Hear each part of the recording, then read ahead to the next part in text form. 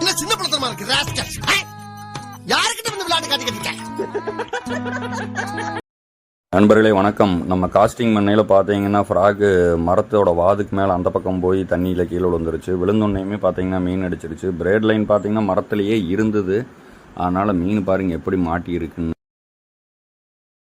கொஞ்சம் கஷ்டம்தான். எப்படியோ கீழே ஒரு வழியாக விழுந்துருச்சு. நம்ம பிரெட் லைன் வந்து காஸ்டிங்கில் சூப்பர் பவர் போட்டிருந்தனால நல்ல குவாலிட்டியான பிரெட் லைனால மீன் மிஸ் ஆகாமல் வந்துருச்சு. கட் ஆகலை பிரெட் லைனு. பாருங்க கைஸ், எப்படியோ கரெக்ட் பண்ணிட்டு வந்துட்டோம்.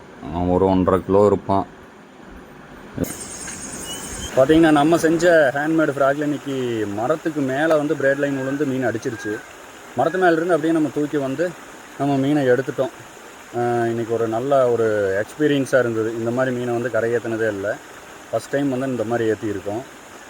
ஓகே, போல் ஒரு மற்றொரு வீடியோவில் சந்திப்போம். நன்றி, வணக்கம்.